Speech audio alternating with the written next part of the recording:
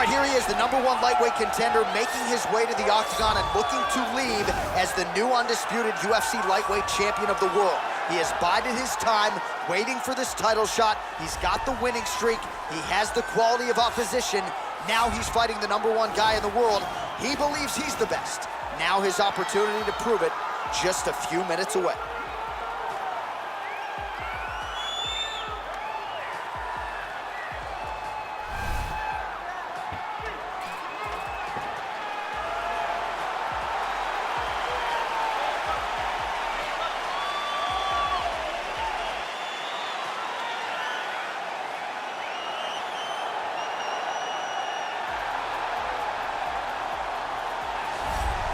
All right, here's the UFC lightweight champion of the world, defending his belt yet again. This has been one dominant 155-pound fighter, ladies and gentlemen. You know this is a belt that frequently changes hands. Well, it hasn't since it's been wrapped around this guy's waist, given all the skills he brings to the table. The question is, fighting a challenger like this, can he hold on to the belt?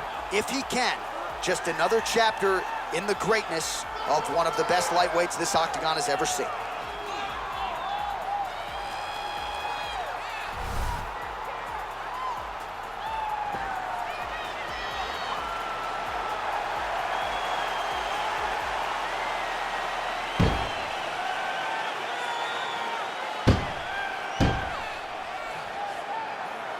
Our tale of the tape for this, our main event of the evening.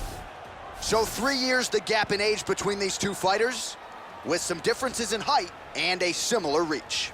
To get us started with the official introductions, Bruce Buffer. Ladies and gentlemen, this is the main event of the evening. And when the action begins, our referee in charge of the octagon, Herb Dean. And now, this is the moment you've all been waiting for. Live from the MGM Grand Garden Arena in Las Vegas, it's time!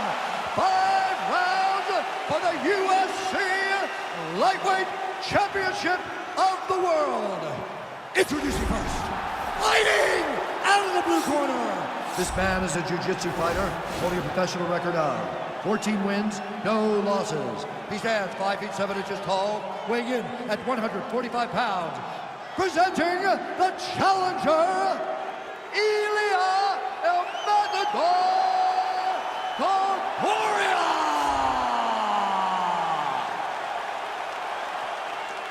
And now introducing the champion, fighting out of the red corner. This man is a wrestler holding a professional record of 24 wins, 1 loss. He stands 5 feet 10 inches tall, weighing in at 155 pounds. Hiding out of Makhachev, Russia, presenting the reigning, defending, undisputed UFC lightweight champion of the world, Ilia Makhachev. All right, this is for the championship. You've been giving your instructions in the dressing room. Protect yourself at all times. Follow my instructions. We will have a clean fight. Touch gloves, let's make it official.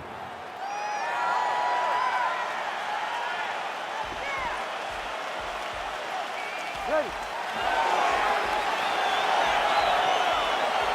Ready, fight.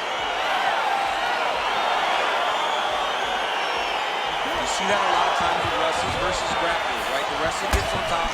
He's got the strong base and the grappler can't move him. He ends up stuck down there, wasting time. The wrestler starts to advance position and get grounded pound on. And he comes through with a big knee. That knee hurt him.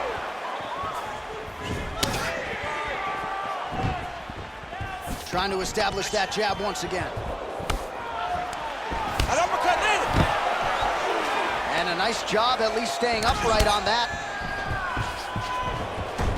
Hip tosses him down. Now we'll see if he can advance position. I mean, right into side control. All right, closed guard now. You got to be careful, though. He's got a lot of submissions off his back. All right, side control now. All right, he's very comfortable fighting off his back, DC. Now looks like he's trying to hip escape. Yeah, he's trying to hip escape or maybe look for a Kimura here.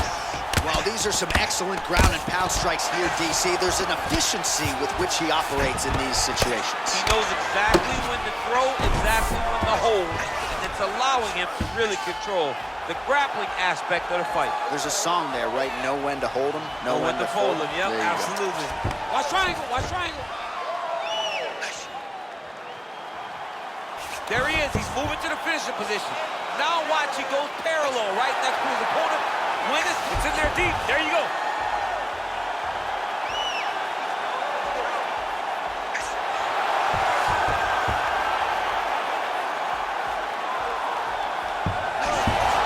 Wow. All right, side control now, DC. When you get side control in a fight, what are you looking for? When I get to the side control in the fight, and I believe this young man should do the same thing, it's secure first. Grab everything in tight. Make sure your elbows are in. Make sure you've got something locked in so your opponent doesn't just squirm away. Punch short punches, but try to make the opponent make a choice. Either he turns back into you, you take your front headlock, or he turns in the opposite direction, you throw your hook in, and you start looking to get a choke off. Side control now, DC. A lot of options at his disposal from here. All right, bottom fighter here, maybe looking to hip escape, DC. Now trying to hip escape. He's just trying to move out of this position off the bottom. The Kimura is not the arm, it's the shoulder pressure that usually makes you tap. But now DC trying to isolate an arm. Yep, he's using the Kimura. And this might just be a matter of time.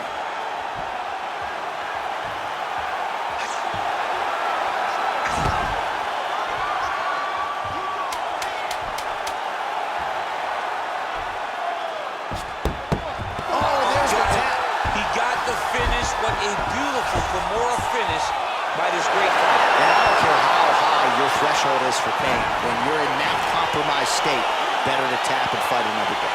It's so crazy because people think the pressure's on your arm. It's all your shoulder. When somebody has a really good Kimura, it feels like they're going to break your shoulder. That's why you have to tap.